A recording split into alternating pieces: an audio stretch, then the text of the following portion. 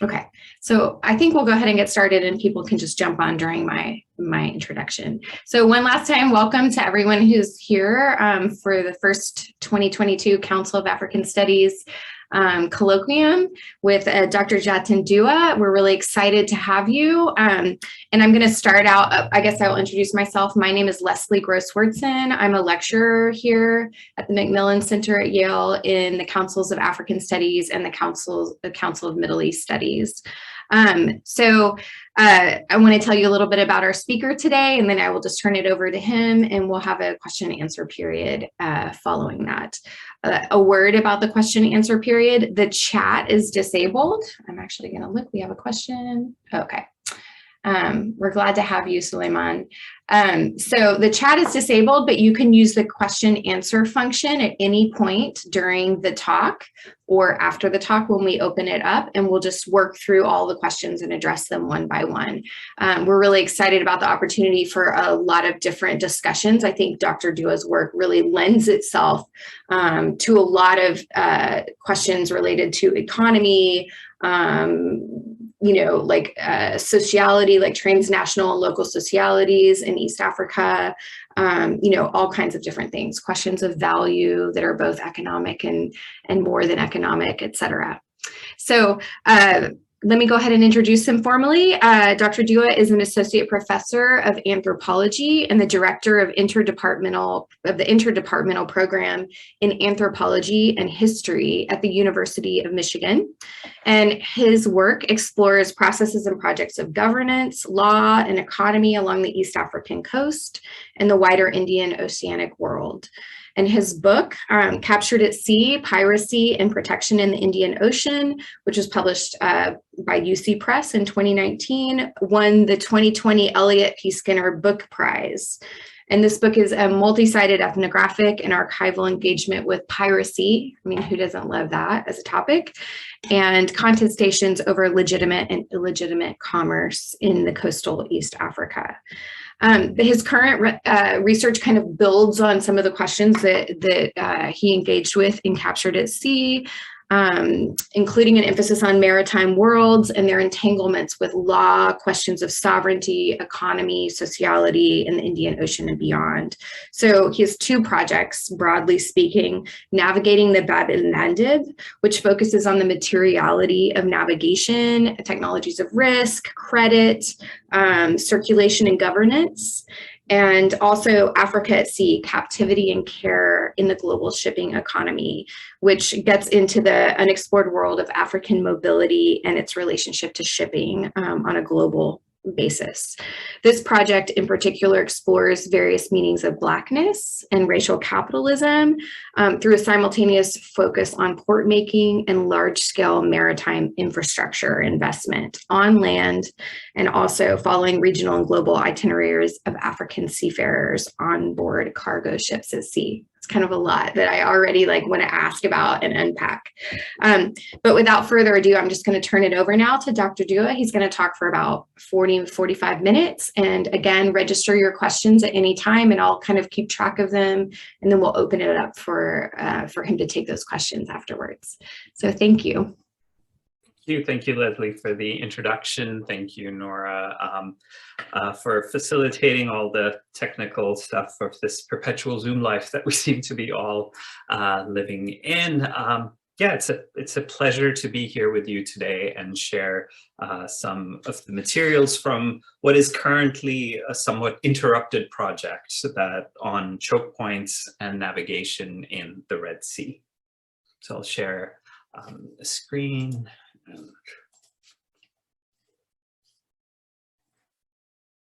Perfect. So we begin with the Ever Given, which in many ways has become one of the most familiar figures through which to think through this question of the choke point. In March 2021, the Ever Given, a Taiwanese-owned Panamanian-flagged container ship traveling from Malaysia to the Netherlands, got stuck in the Suez Canal. For almost a week, this 220,000-ton ship managed to block all traffic in the Suez, where roughly 12% of global trade transits on a regular basis.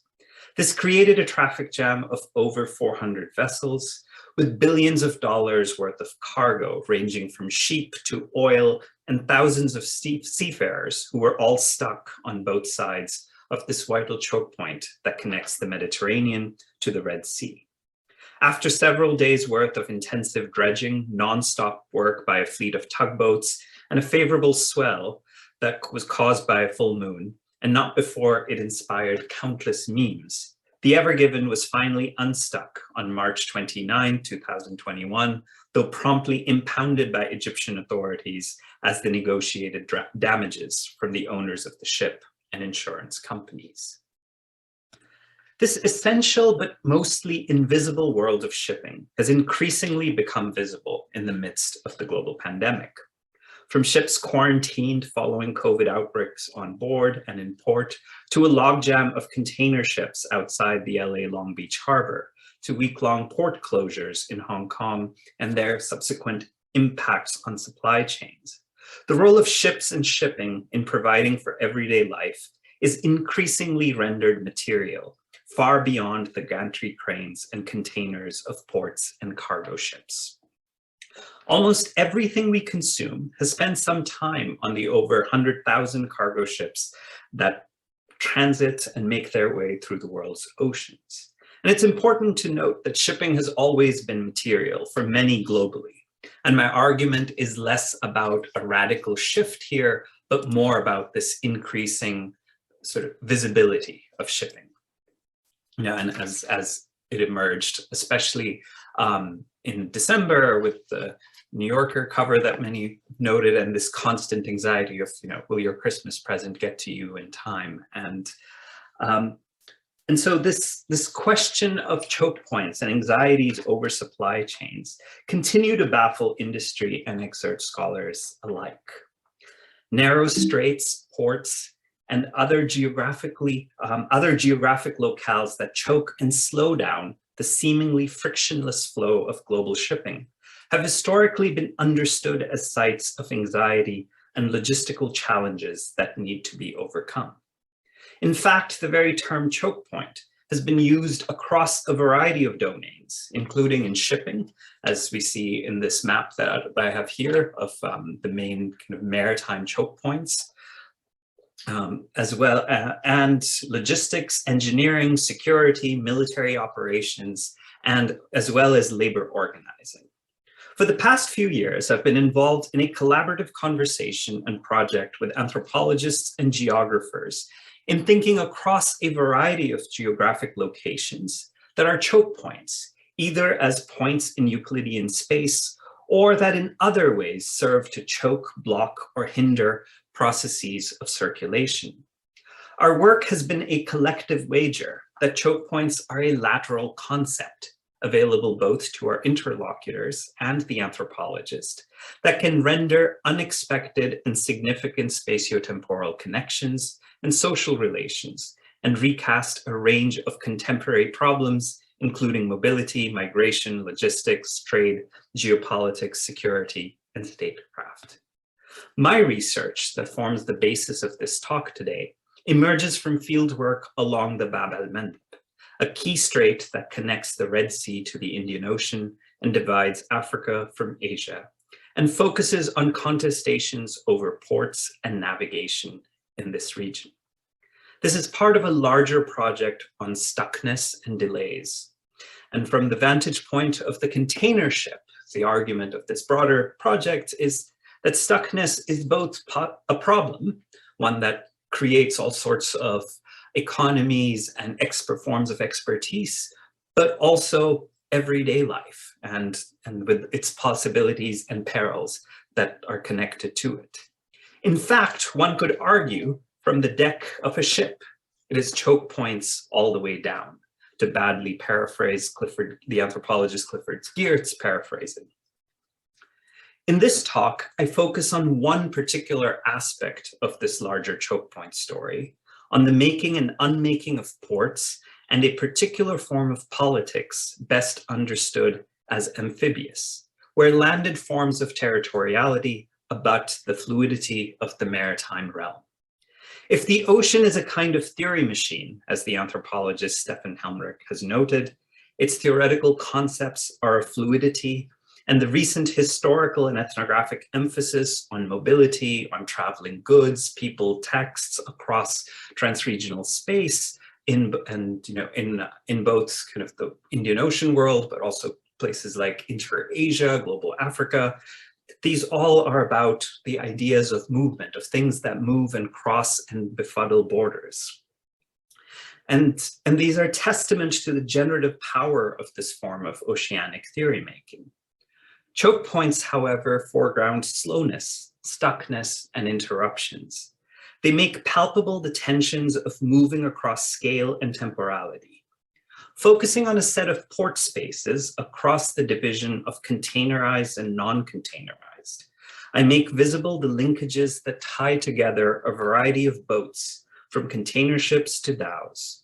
Instead of the domaining of the world into discrete conceptual categories of logistics, diasporic trade networks, and migration, the choke point is an argument for methodological and conceptual co-presence.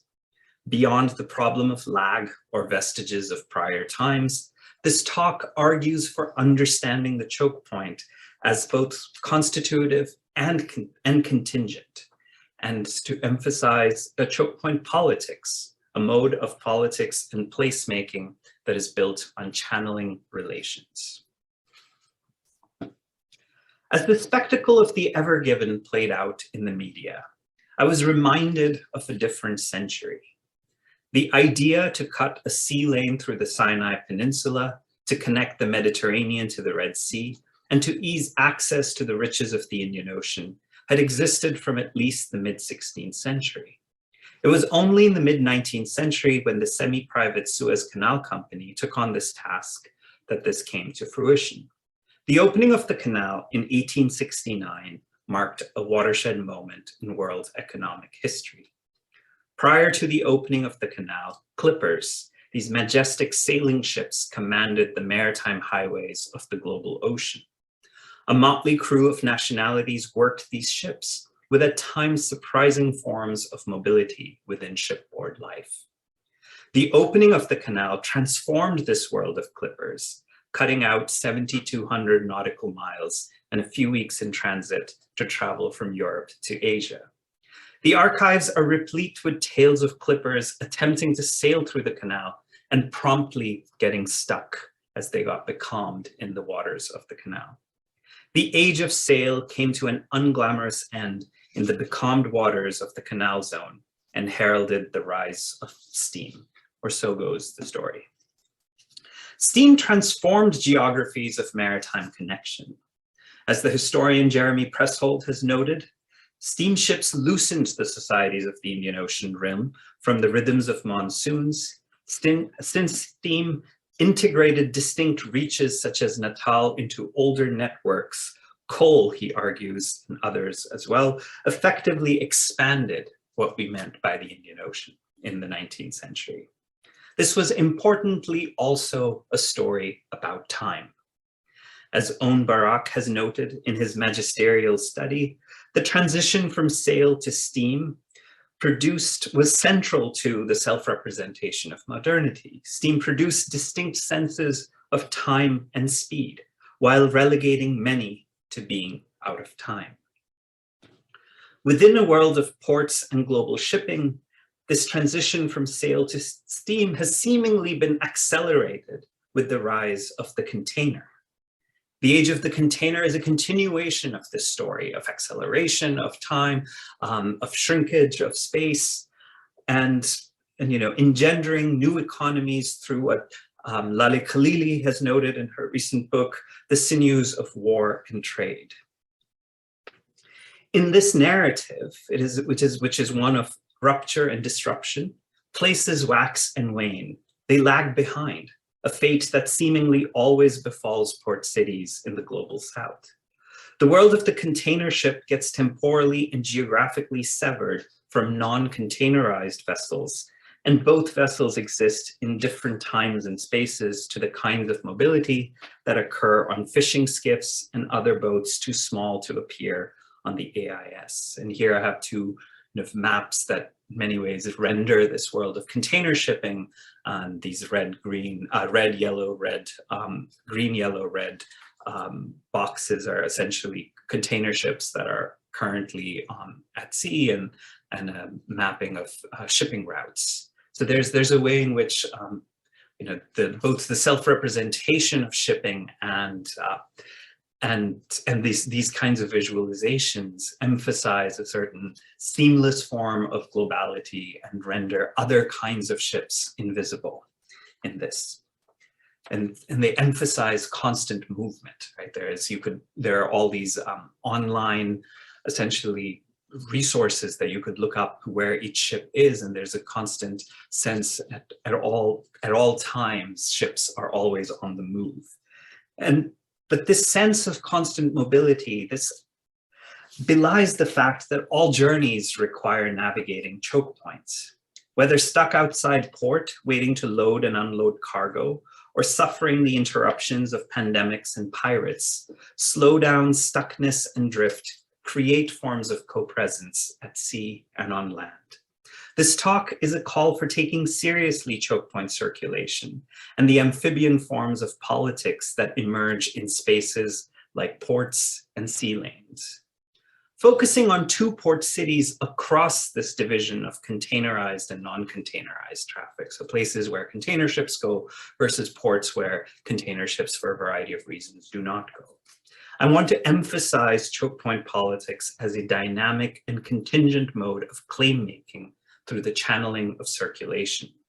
The multicentric analysis offered here is a correction to contemporary studies of ports and logistics that often presume radical ruptures with the rise of containerization.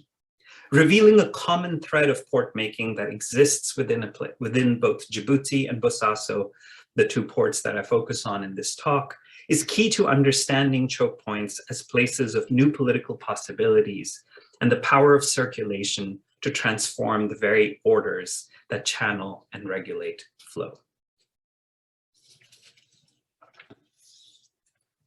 Becoming a choke point, securitizing infrastructure in Djibouti. That was a long day. We had just watched the last pair of pilots disembark on the side of the ship. The city of Suez faded behind us as we slowly departed the canal and entered the Red Sea. The captain and first mate had promised a busy day, and the bridge had been abuzz with activity from around 5 a.m. when we entered the canal in Ismailia until the departure of the final set of pilots. As we marched single file in a procession of container ships, the captain informed me that he was tired and wouldn't see me at dinner down in the crew dining room that night. We're entering the high-risk area now, he said, referring to the UN designation of this area as a high-risk zone for pirates. Watch out for pirates, he half-joked with a wry smile, before making his way down. Soon after entering the high-risk area, the bridge becomes a noisier place. On a fairly regular basis, the radio crackles alive, and one of the numerous naval vessels that patrols this area would hail a cargo ship, ask for location, crew numbers, and next port. This was ostensibly done to ensure that a ship was still under the control of its captain and crew and had not been hijacked. In 2018, the last time I was on these container ships, I was conducting research on a cargo ship as it made its way from Malta to Dubai. We were traveling in an informal convoy through the Bab el-Mandeb. The ordinary seaman on watch that night was telling me that on his last transit, ships had to be escorted by Navy vessels, but with private security, those requirements had been loosened a bit. In the midst of our conversation, a voice boomed through the radio. Coalition warship to CMACGM Leo, the voice beckoned. Our ship was being hailed. Elvin, the Filipino third mate that had been updating navigation maps in the back, ran to the front and answered. This is CMACGM Leo, he said. After a brief pause, the voice came in again. Switch to channel 7. Once on the private channel, a somewhat scripted back and forth ensued. The warship asked, how many crew members on board? The third mate replied, 35 crew plus 1 passenger and armed guard escorts. The warship responded again, nationalities on board. 18 Filipinos, 7 Romanians, 10 Indians, 1 American, and 4 British. The warship again asked, nationalities on board. The third mate looked towards me and said, they're confused why we have 1 American on board, before repeating the numbers again. Next port, they asked then, Djibouti. Thank you, CMA CGM Leo. Safe transit. Arriving by ship to the Dorale container terminal in the port of Djibouti, the largest container port in the Horn of Africa, is at first glance akin to arriving at almost any other container port. In contrast to the non-containerized port city, where the port gave rise to a bustling city of commerce and conviviality, where cargo and crew were part of the aesthetic register of urban space, container ports are on first sight distant and distinct.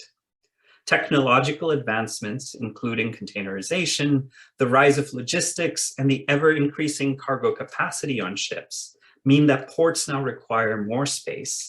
And as we see in one of the main reasons for log jams in California, is more trucks and access to rail lines and highways. So this has led to container ports being located far outside city centers, in self-contained worlds that are linked directly to markets and other centers of distribution through railways and highways.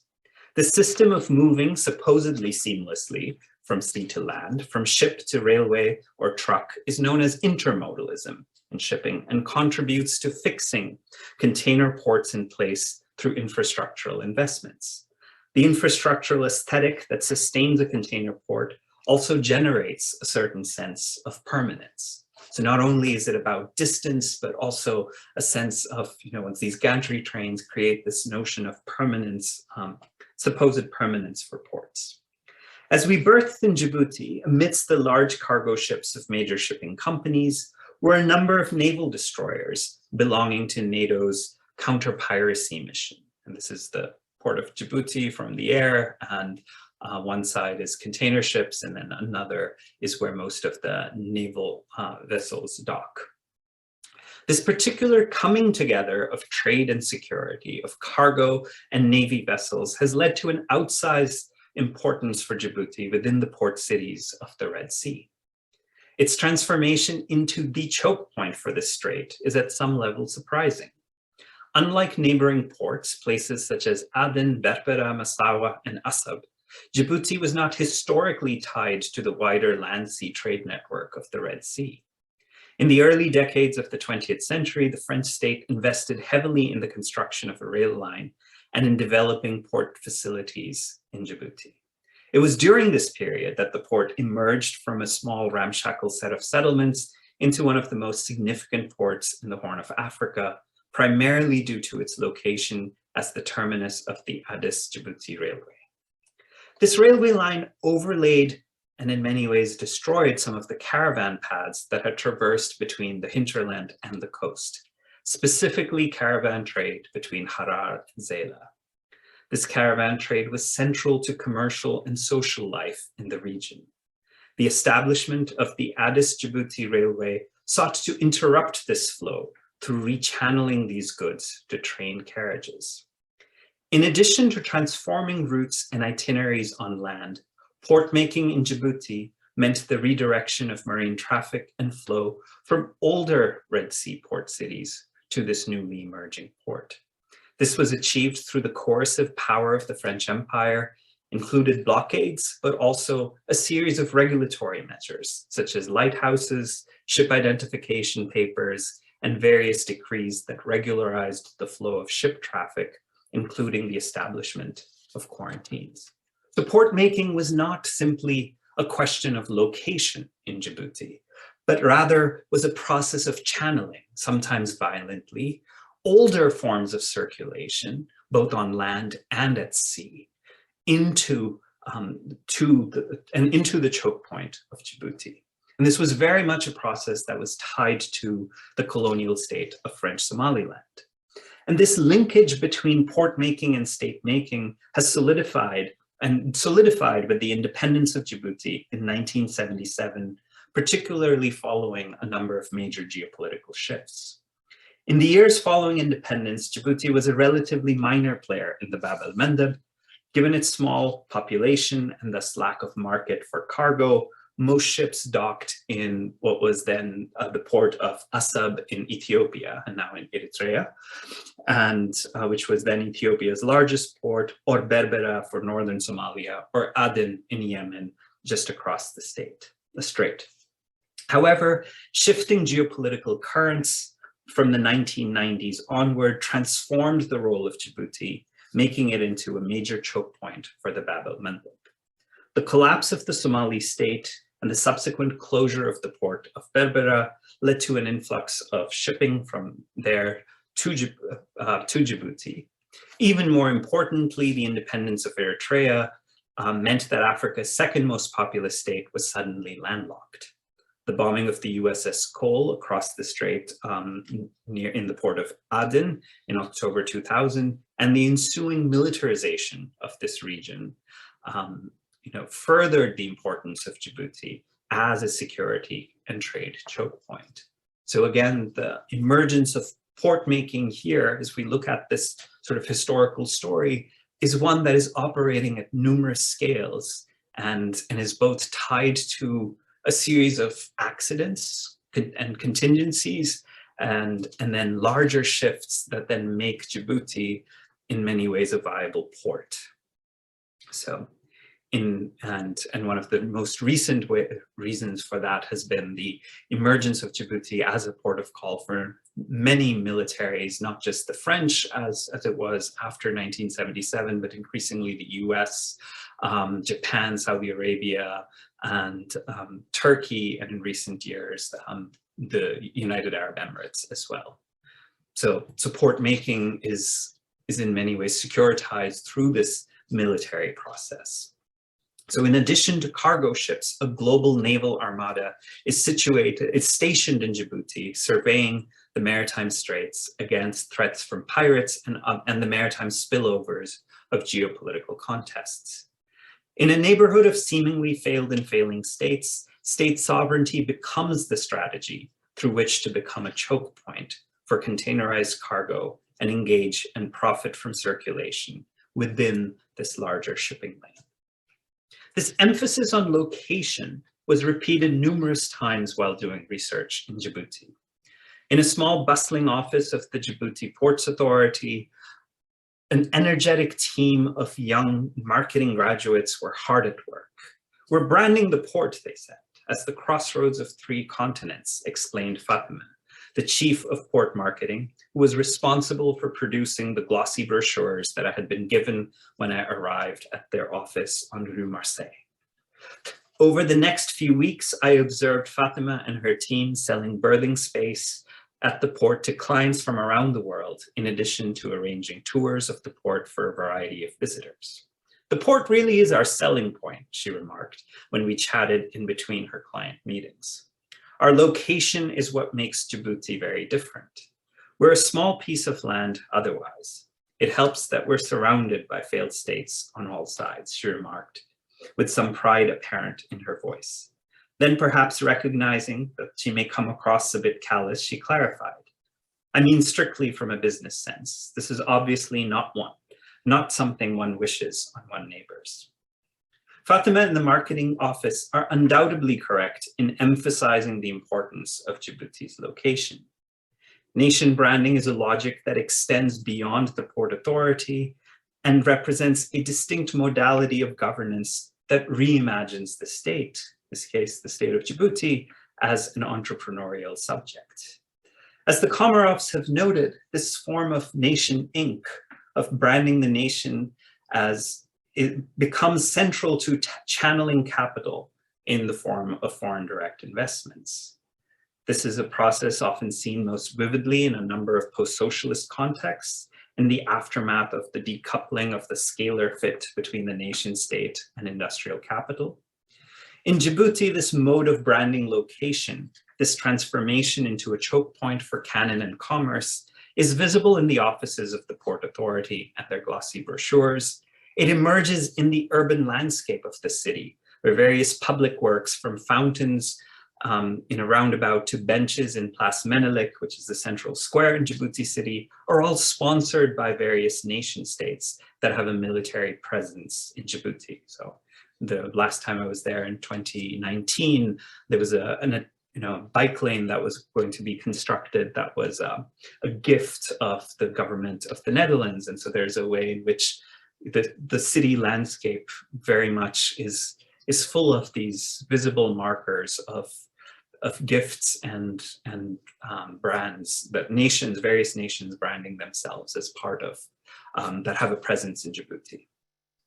At the same time, this mode of state making and port making is securitized through kinship and familial networks. The transformation of Djibouti into a port state is undergirded through these forms of sociality that also threaten to unmake the port. If infrastructures, as the anthropologist Akhil Gupta has noted, always contain within them the possibility of ruin, here I want to emphasize not only the materiality of this breakdown, but also how kinship makes and unmakes containerized worlds. Even for large containerized ports, where infrastructural investment, and in the case of Djibouti, the transformation of port making into state making, generates a sense of permanence, there is a potential for impermanence, for unmaking. Choke points remain mobile and mutable. As the port of Djibouti expanded, it created a partnership with the company Dubai Port World to handle this expansion. Inaugurated with much fanfare, this partnership between Djibouti and DP World was meant to solidify its claim as the main port of call in the Red Sea, eclipsing Aden across the strait. In 2006, the government of Djibouti negotiated with DP World a 30-year concession agreement to operate the Dorale container terminal and establish a dry port and special economic zone, modeled on the Jebel Ali Free Trade Zone in Dubai. Behind this flurry of contracts and infrastructural spending was a name that was repeated across documents, someone who was photographed at every event, and someone who would eventually end up as the head of Djibouti's Port Authority, Abdurrahman Boré. And here's a newspaper clipping about their Boré, who's on, I guess, wearing the sunglasses, and the president of Djibouti, President Goulet, as they inaugurate one of these dry ports. So Boré had been key in facilitating these port contracts, and there's a fascinating way in which the kinds of archives that I uncovered to do this research come from, and I'm happy to talk more about that in Q&A, are often archives of come in WikiLeaks and these State Department cables that are being sent back and forth about all these things that are happening in Djibouti. So there's this larger question of how one renders geopolitics as an ethnographic and archival object is one that I'm wrestling with very much in this project. So, and a close confidant of the president, Boré had been key in facilitating these port contracts. Genealogically connected across the Red Sea, particularly to Dubai through his maternal family, Boré had deep connections both in Djibouti as well as in Dubai. And the way he starts is, in fact, as a contractor for building the US military base. And that's his sort of prominent rise in Djiboutian politics. Legible within a long history of everyday diplomats and intermediaries whose kinship ties help them navigate across transregional networks, Boré's centrality in securitizing containerization underscores the continuing importance of what Julia Eliachar, working through Malinowski, has noted, the notion of phatic labor, especially at transnational scales. The notion of people as infrastructure has been useful in thinking through the ways, particularly how urban spaces in the global south, how connections are made and remade. Here, I want to emphasize the centrality of figures that are neither the state nor labor in understanding the making of infrastructure. Beyond the specter of corruption or nepotism, these figures are key in stitching together locales and traversing space through networks of kinship, where kinship becomes mobility and the economy. For Bore, it was his family networks in Dubai that gave him access to DP World. And an important thing to note here is this is not simply a story of, a place we could call the global south. Shipping, whether in Dubai or in Djibouti or in Denmark and Greece, remains tied very much to is a family firm. Most shipping companies, most of the larger shipping companies are either state-backed actors, but have histories as family firms. So Maersk, which is one of the largest container shipping companies headquartered in Copenhagen, has this. And so part of what in this project I want to do is think through the centrality of the family firm and kinship in facilitating mobility, not simply in places that are kind of urban spaces in the global south, but more broadly, the continuing role of following scholars such as Sylvia Yanagasako and others who are thinking through the continuing importance of the family in contemporary capitalism. So, and in the case of Djibouti, this comes very clearly through Bore and his movements both back and forth across the Red Sea. By 2014, shipping and transportation accounted for 1/3 of Djibouti's GDP, and the container port in Dorale was scheduled to process over 3 million containers every year. In the midst of this revenue boom, all of a sudden, the government of Djibouti abruptly canceled their contracts with DP World and began arbitration proceedings in the UK against DP World and Abdurrahman Bore. So, and at this point, Bore also flees across to the Straits to his maternal home in Dubai. In 2016, now Dubai-based Bore reappeared, this time negotiating a deal in Berbera in Somaliland, further to the south, with DP World now looking to develop a new Djibouti on the Red Sea. Berbera's closer proximity to Ethiopia was always acknowledged by port officials as a potential impediment to Djibouti's hegemony over the Ethiopian trade, and DP World's investment plans were viewed as a direct attack on the port of Djibouti and an attempt at port unmaking. In another setback to Djibouti, the UK High Court dismissed their cases against Bore, and then all of a sudden, things changed again. In the middle of these dramas, the government of Djibouti signed an agreement with a Chinese state-backed port management firm, and soon after, China announced its plans to open up a naval base in Djibouti. At the inauguration of this naval base, the Chinese representative evoked the spirit of Zheng He as a mode of embedding Chinese presence in East Africa. A Hui Muslim, Zheng He's voyages across the Indian Ocean have been central in establishing a vision of pre-modern China as a global power with sovereignty over the sea. As Chinese state focus and capital moved across the Indian Ocean, this interest in these oceanic wanderings has been revived as a historical precedent for China's contemporary westward expansion through the Belt and Road and other infrastructural initiatives.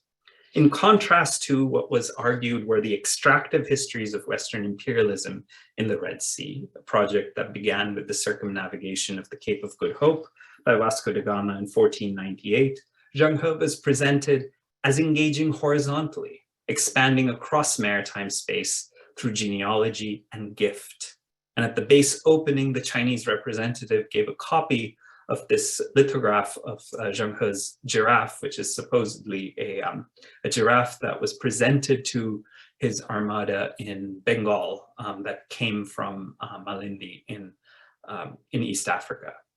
So there was this narrative, and I was at this inauguration, and a fascinating way in which this constant iteration of kinship and long histories emerged as a mode of securitizing Chinese investment by locating contemporary Chinese efforts to manage the port and naval base within familiar languages of genealogy and oceanic exchange. Central to port making and unmaking, then, are competing claims to genealogy and long history. So if the port of Djibouti, which on one hand appears as this containerized permanent port, emphasizes nonetheless the continuing importance of kinship and genealogy in securing and securitizing container worlds.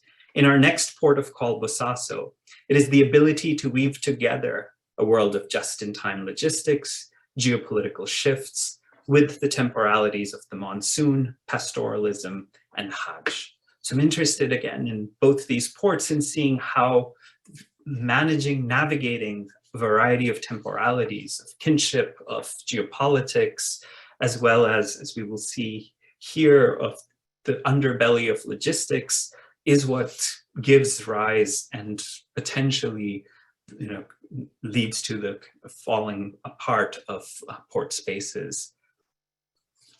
Part 2, becoming a choke point, Bosaso and the view from another boat. Even in a narrow strait like the Bab el-Mandeb, most days are spent staring out at blue expanses on either side. Near Djibouti for a while, we could make out the faint outline of the desolate Red Sea coast. On our navigation map, I watched the names of Indian Ocean port cities I had encountered in archives and 14th century navigation manuals. Towns like Massawa, Asab, and Mokalla, as they appeared and disappeared, bypassed by the itinerary of contemporary container routes. As we steamed through the region, other boats came into view. Turquoise blue sambuks and brown wooden bakhalas and other dhows would be visible from the bridge as they darted between the container ships that crisscross the strait, connecting ports that are seemingly left behind in the wake of the container. To reach these ports requires stepping on to a different boat. No container ship calls at Bosaso. The channel is too narrow, and gantry cranes and other infrastructures of container port making absent on land. On a dhow, arriving in Bosaso is relatively straightforward, except for the half-sunken Pakistani dhow that had capsized in a summer storm years ago and requires navigating around. The port of Bosaso lies in a narrow coastal strip that runs along the Red Sea, known as Somali as Goban, which literally means the burnt areas. Hot and humid for most of the year, temperatures in Bosaso are routinely over 40 degrees Celsius, especially during the Haga, the summer from June to August, when a persistent dry wind blows from the interior. This time of the year is also a lean time for the ports, as dhows from South Asia, the wooden boats that connect Bosaso to other places, make more limited runs across the Indian Ocean due to rough winds and high swells caused by the southwest monsoon. On my last trip to Bosaso in the summer of 2019, the relative calm of the port was briefly interrupted during Hajj. Every year, the weeks leading up to Hajj are the busiest for livestock exports, given a sharp spike in demand for goats and other animals in Saudi Arabia and elsewhere in the Gulf during the Muslim festival of Eid al-Adha. In 2019, the Hajj was in late summer. Given the intense heat, cargo, including livestock, would be loaded and unloaded in the evening hours. And in the lead up to Hajj, the port transformed into a buzz of activity once the late afternoon sun lost some of its intensity. Every day, a procession of assorted livestock would make their way from the nearby quarantine through the main gate of the port. These animals were then loaded onto ships that had transformed themselves into basically livestock vessels like you see here. And livestock trading involves networks of herders, traders, and brokers, and transcends national, ethnic, religious, and geographic boundaries. Animals are often brought as far away from Kenya and the lowlands of Ethiopia, and ports like Bosaso connect the Red Sea to the crisscrossing hinterland paths of camels, cattle, sheep, and goat on land. As one stands on the port and watches boats glide in and out, it is tempting to imagine this livestock trade as a timeless vestige of an Indian Ocean past. The temporalities of livestock and the Hajj, along with the seasonalities of monsoons, port traffic still follows the ebb and flow of monsoonal time, do structure mobility and movement here. However, a closer look reveals a more dynamic and recent mode of port making. While seemingly Bosaso's rise as a port is dependent upon and engenders a trans-regional politics and mobility, while seemingly existing on the other side of the containerization divide, right? No, it is not, there are no offices of these larger shipping firms, international ships, and none of that exists. But at the same time, its continued importance in the region is dependent on a form of what I call intermodalism, of moving and channeling circulation from containerized worlds onto the holds and quays of non-container ports. If the port of Djibouti emphasized the importance of kinship and genealogy in securing and securitizing container ports, in Bosaso, it is the ability to weave together a world of just-in-time logistics, along with the temporalities of monsoons and the Hajj, that makes possible this port. So Bosaso's rise as a port is tied to the livestock license. Transporting goats, cattle, and camel across the Bab el-Mandeb is one of the most, in fact, the most profitable part of the Somali economy, and requires an export license that includes medical clearance, facilities, and a clearance certificate that is issued by a recognized quarantine. In the 1990s, livestock first traveled to the port of Aden, where it would be processed and re-exported to the more lucrative markets of Saudi Arabia and UAE. As Dalmar, a livestock trader in Bosaso, noted, this meant fewer profits for Somali traders like him. If we sold a goat to a Yemeni merchant for $80, they would sell it for 160, he would say, talking about the 1990s, because they had a certificate to sell it to Saudi Arabia and other places. So it was the establishment of quarantines by the Puntland government, often backed and even run by Saudis and Emiratis, that was key in regularizing the flow of livestock, including rescinding various bans on their export from Somalia. And importantly, and this was as I was doing research, all of a sudden it turned out that the livestock license was key to making this trans-regional economy possible, because it was the thing that livestock is what makes this world possible. Because it was the quarantine stations provided the paperwork and test results that were necessary for the export of livestock, capturing and channeling the flow of livestock through the Bosaso port, and giving merchants the extra cash that would then allow them to bring goods from the rest of the world. Livestock made possible trade in Bosaso and the emergence of Bosaso as a choke point. Bosaso's story of port making was thus tied to its ability to facilitate the movement of goods and commodities within shadows of geopolitical upheaval. The logic through which ports like Bosaso come into prominence depends on a mode of circulation that emerges through arbitraging location. In Bosaso, it is not location as a place on a map, but rather location within a world system. In particular, what the African scholar of international law, Siba Grovugu, has called the politics of quasi-sovereignty that engender port making. In an overarching critique of international law, Grovugi notes the failure of decolonization to adequately address the in-between or quasi-sovereign status of formerly colonized places. For him, the quasi-sovereignty was not just an in-between stage between colonialism and independence, but one that was semi-permanent. In this narrative, quasi-sovereignty is symptomatic of the racial hierarchies that constitute the world system and international law. Another parallel history of quasi-sovereignty, namely the state-backed corporation, reveals the productivity of this method as a way of benefiting from state protection without the responsibilities of the state. The case of Bosaso gestures to a third possibility, where quasi-sovereignty provides cheap alternatives and a way to productively exist within a variety of political and commercial systems. This is apparent not only in the territorial politics that led to the rise of the port, but also the shipping networks that sustain this port. And here, this is an image from basically the Sharjah's Dow port in 2018, and most of these boats are heading to Somalia. And so boats would bring livestock and take back a variety of goods that included at times cars to dental chairs, traveling back and forth between Somalia and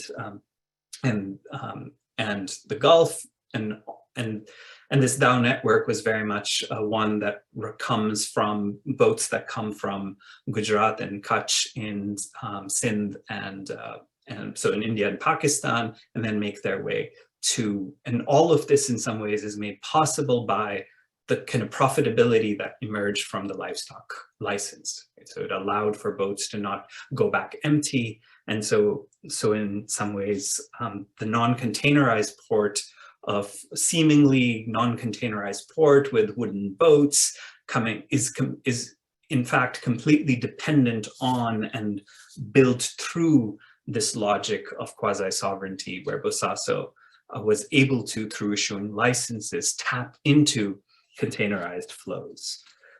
So it's important to note that this trade network is not an alternative trade network or a traditional trade network, but rather one that is directly connected to geopolitical and geoeconomic shifts, such as trade sanctions and the logic of containers and global logistics.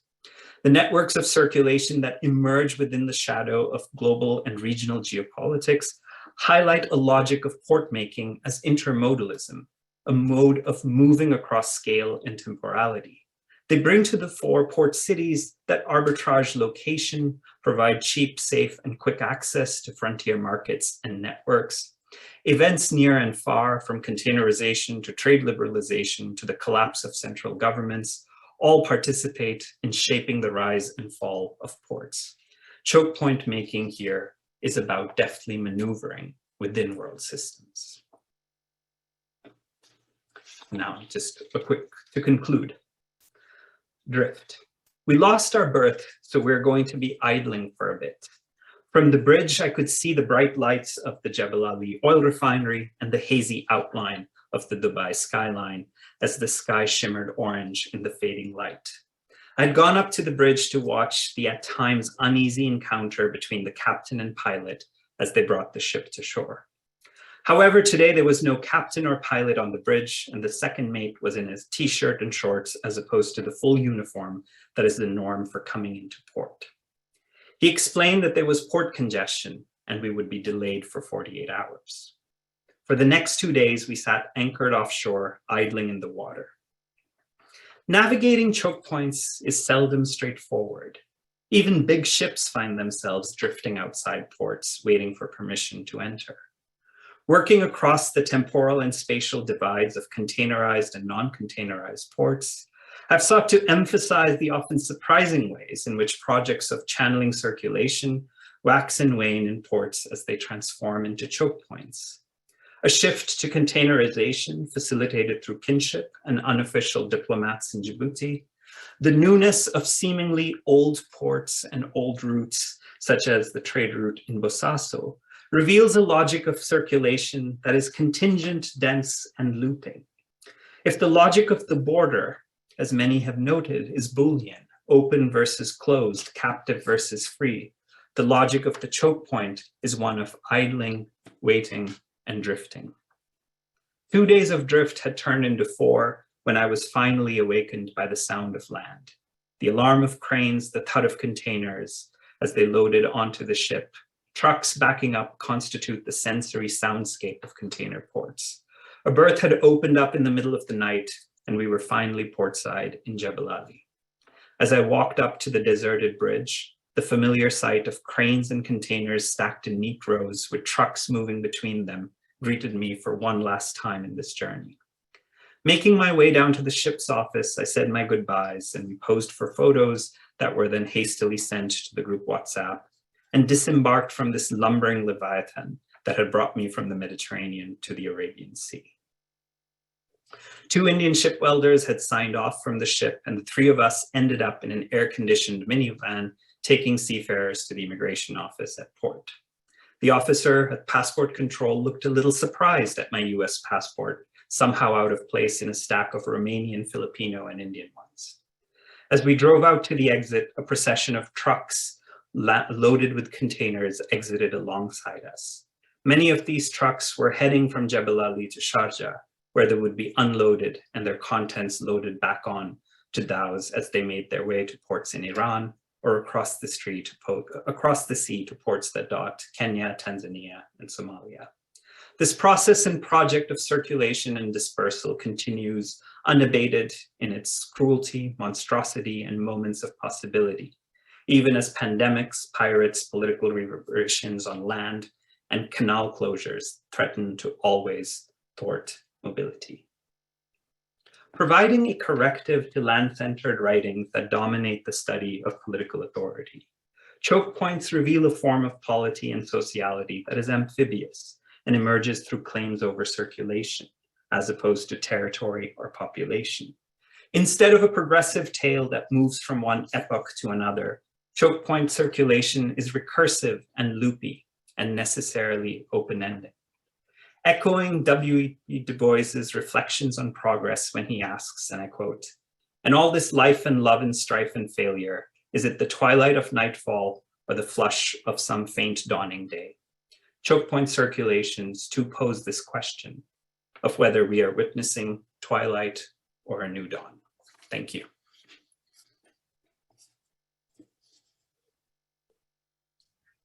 Great, thank you so much for that really rich talk. There's so much in there that it's like to just dig into. I'm excited for this conversation. So I just want to invite the attendees right now. Please feel free to put your questions in the Q&A and we will get to as many of them as we can in the next half hour. I'll just get started while folks are thinking and thinking about what they want to do. I guess with like maybe an observation, a somewhat unformed observation, but I was really thinking about so I'm a geographer by training. And I was thinking about the way that like choke points as spaces really destabilize our notion of scale, right? Like we have the transnational and we have, the very local that at this moment come to occupy the same space. And I would say even, it sort of reveals maybe the constructedness of these separations between like what we think of as a transnational and the local. But then I was thinking about that. And then I was also thinking about these two separate choke points that you're describing, in which two different worlds are really segregated, like whether or not it's successful, the boundaries between, Djibouti and Bosaso, I think, whether or not those boundaries are effectively containerized, right, or contained. We have sort of that locals operating this sort of, Red Sea livestock trade on one hand, and then these like larger transnational processes with seamen from and business people and facilitators and countries from all over that are participating in that. And I just wondered if you could talk about the ways in which like there is sort of this drawing together, this closeness that happens in the choke point, and then also the way that, you gesture to it a lot in this, but also the way that choke points somehow manage to create boundaries or sort of resegregate in particular ways. Like, I guess, people, worlds, things, logics, histories, genealogies. If that's not like big enough, I guess, there's something about the choke point that's in some ways like invites kind of thinking at these multiple scales, as you were saying, right? It's precisely this dynamic that I want to capture. And even if we think about not only in the work and the places that I'm talking about, but even like the Port of Los Angeles and all the various ways in which very specific local labor questions around labor organization, vaccine mandates, trucks, collide with things that are happening at multiple scales. So, and that's part of what makes, for me, what drew me to thinking, like saying, like, how can we think with the choke point?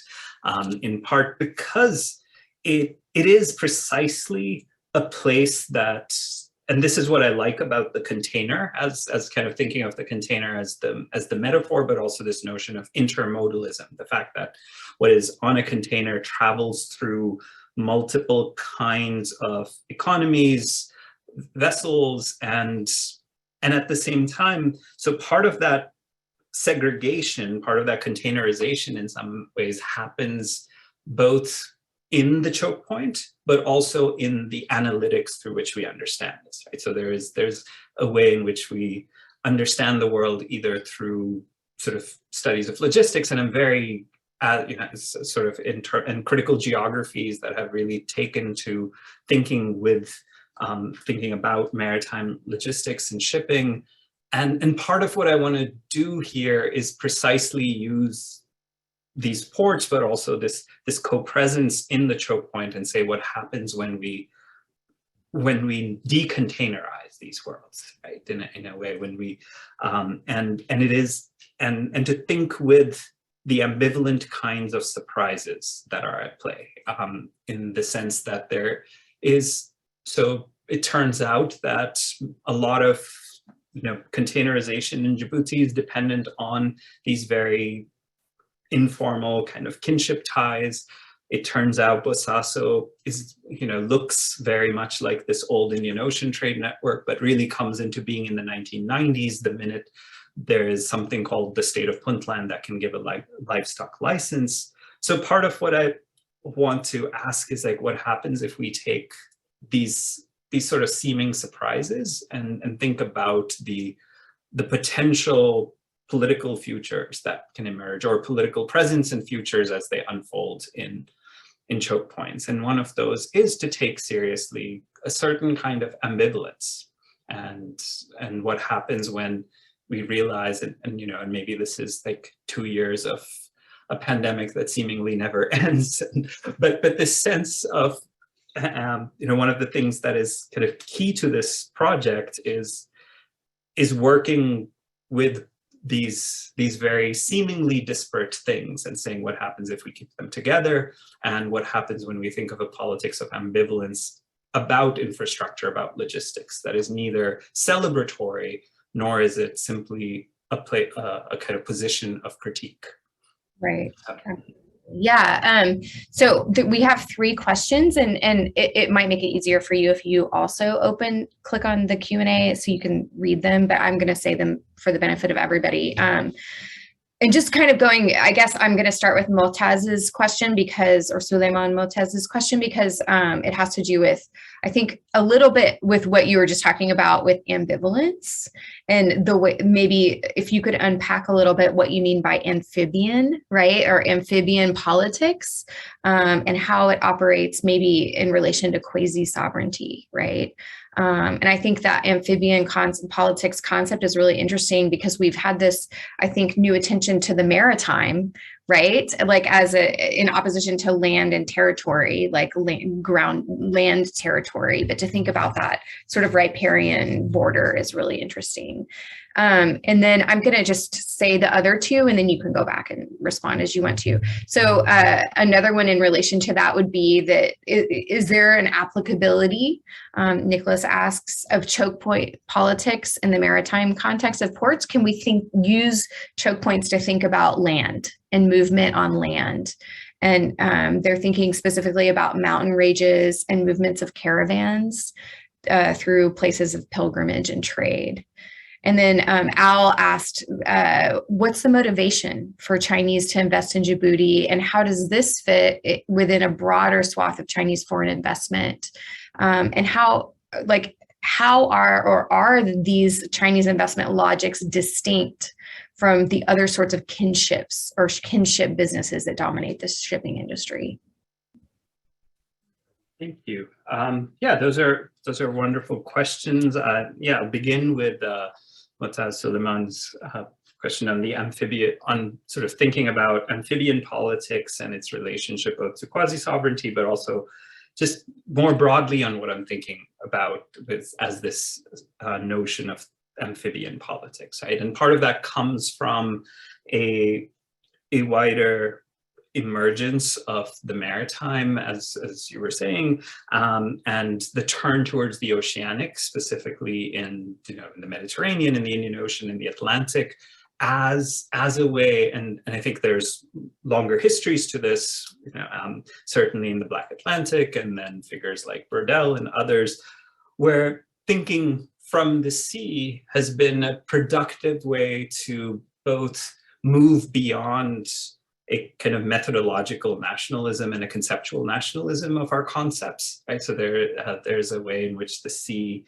seemingly invites us to think about fluidity, to think about mobility, and there's definitely a certain expansiveness and almost a romance to the maritime, and I both am kind of enamored by it, and at the same times, part of what the call to thinking about an amphibious politics is to also look at the ways in which these things get anchored, grounded, or run aground in ways that are also about closure, blockage, and what happens if we, what happens if, the importance of not fetishizing mobility as a way of kind of escaping the various kinds of constraints of, landed forms of violence, of the ways that, citizenship and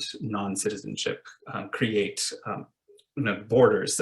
So it's to both work with and kind of recognize this question of expansiveness, while at the same time pay specific attention to the fact that these are, that mobility is not always productive of certain kinds of freedom, that in fact it may engender forms of captivity. Like, then many of the seafarers that I work with will repeatedly talk about the ship as a form of as a kind of prison, and while at the same time also a place of possibility of income and the ability to kind of be bigger than one's place in the world. So it's this. So the amphibian is, going back to what I was saying earlier, it is this ambivalent mode of thinking with expansiveness, and at the same time keeping both the scale of the transregional, while simultaneously always recognizing the various, and I don't want to kind of just say local context, because sometimes these are transregional contexts, but the contexts that end up kind of, dragging us and territorializing us. So that's kind of where where I'm working on this amphibiousness, and part of that is a larger project that was central to both my first book, and is part of this, is to move beyond, and I think this is getting at the question that Nicholas Brown asked as well, is to get beyond a certain vision that imagines land and sea. And I think this is a particular Eurocentric vision of the world that imagines land and sea as being radically different kinds of spaces.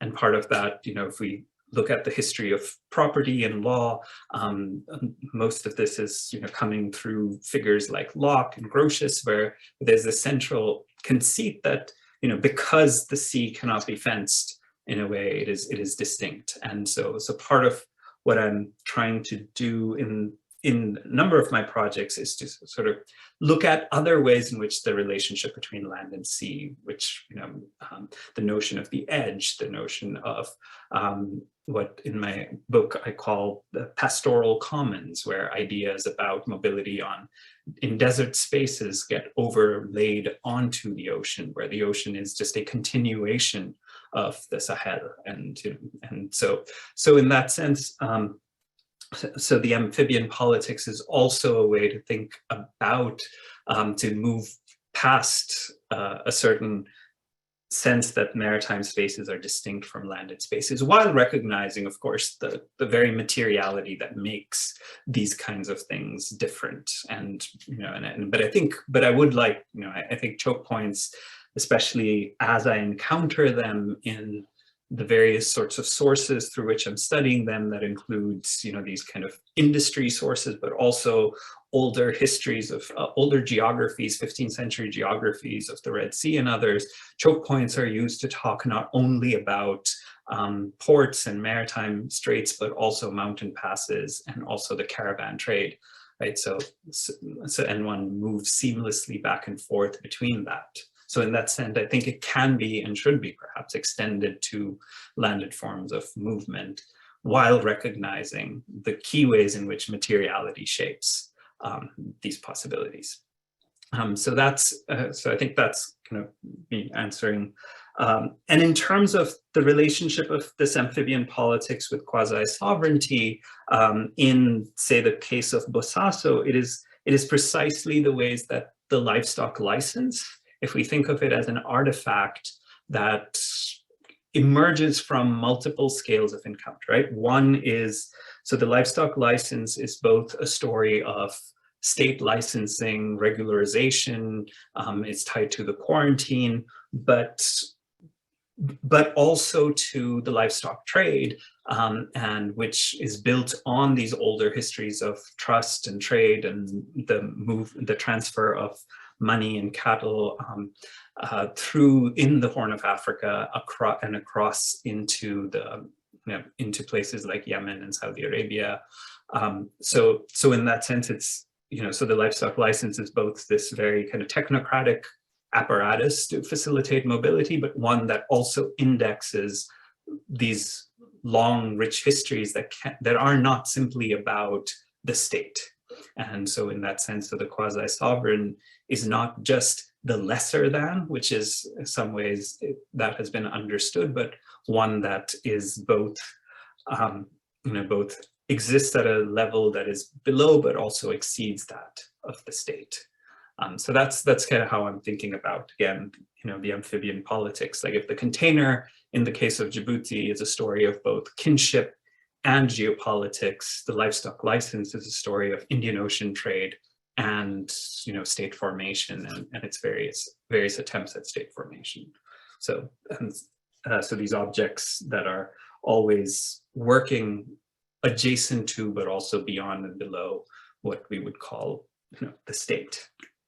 And I think that so the motivations for China, and I have to admit that I'm not someone who is necessarily an expert on Chinese investment in the Belt and Road. I only know it through the ways in which it is encountered along places like the East African coast.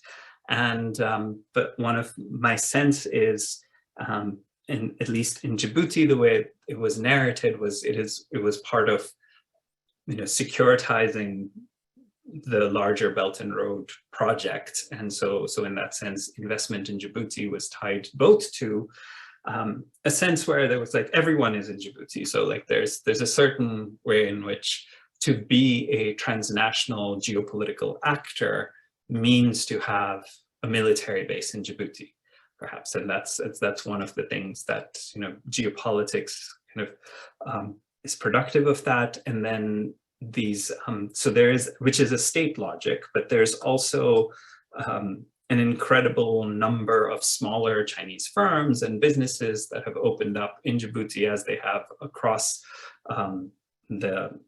other places in the Horn. And so here too, I think we have intermingling of state-backed corporations, but also family firms, and other kinds of family capital that is moving in and out. So part of this larger story, and I think someone like Vivian Liu and others who've written about this have highlighted the ways that, again, like that this is not just a story of state expansion, but also of these kinds of kin formations across space in places as distinct as Guangzhou, but also in Nigeria and similarly in Kenya and beyond. So again, with all the caveats that I only know this through a number of people who've written on this and others, my sense is that there is a way in which it both maps onto certain kind of geopolitical performativity which is to be a good geopolitical actor, one must be in Djibouti. And I don't, and I think there are ways in which much of capital flows is still negotiated through the familial. That actually fits perfectly with my question. And we have time for maybe one or two more questions. So if folks want to continue to just put those in the Q&A, that would be great. Yeah, so I'm thinking about, I guess choke points and maybe these amphibious spaces and wondering about gender and wondering about like the gender dynamics of these spaces, because, I'm thinking about, kind of the visible actors, right? Like sailors and some of these middlemen or facilitators and, maybe even heads of state and stuff like that, people like that, who are like, I guess, most visible in the operations. And even perhaps people raising and shipping the livestock. The people that are most visible in these operations, like I would imagine would be sort of men. And so, but obviously you're also talking about these really intimate, both the intimacy of kinship and also the ways in which like reproductive labor is necessary even for geopolitics, right? And so I'm wondering just how does gender fit in, and how do women in particular fit into this world?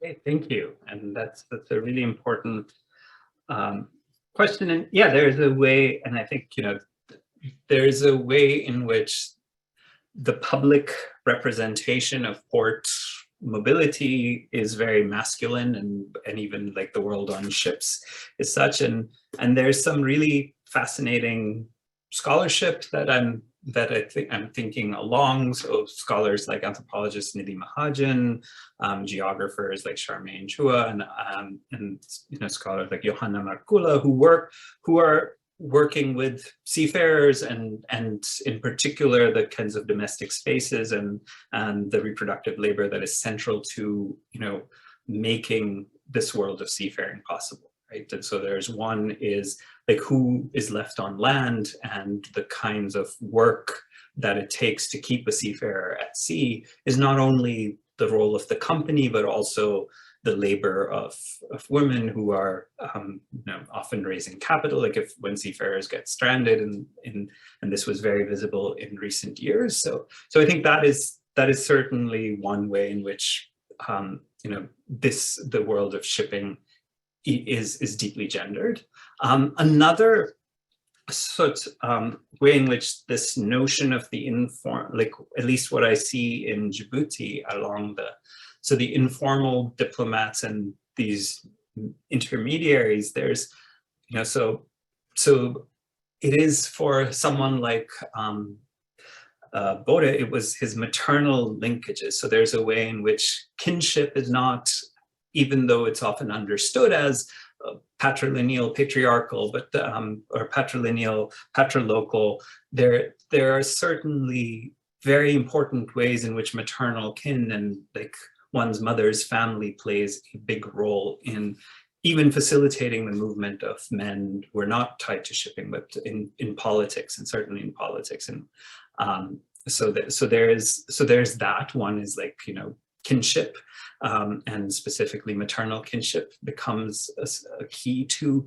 making all of this possible. And then a number of, is like a lot of the cash that comes for this, most of the people that I actually talk to who are not at port but in markets and others are women in Somalia, for example, and the port of Bosaso, most of the major livestock traders, also because in part they have they've also run the Kath trade, and so huge prominent women traders, and so in that sense, the minute you step outside the port, and this is partly why I also want to think about port making and logistics beyond labor in a way, or to think about labor, but also to think about these intermediate figures, because one of the things we see there is precisely the fact that it isn't actually this masculine kind of world of men moving around, and much of the cash that comes for most of my key interlocutors often are women merchants who are facilitating movement back and forth. Great, thank you. All right, I think we are about out of time for questions. I mean, or we're out of questions and we're nearly out of time. Yeah, so I think I'll just stop here and thank you so much for this talk. I think there's so much more that I'm going to be thinking about, and I'm really excited to see how this next project takes shape. We'll have you back in a few more years to hear what's been happening in the meantime. And just thank you to all of the participants. We will continue to have Council of African Studies colloquium meetings on Wednesday at this time, and we just welcome you to all of them. We're excited to be able to gather together again transnationally while we can on Zoom. So thank you so much. Thank you. Thank you everyone for participating and for your questions. And thank you, Leslie, for the introduction and for engaging with this work. Absolutely. All right. Okay, thanks so much. Bye-bye.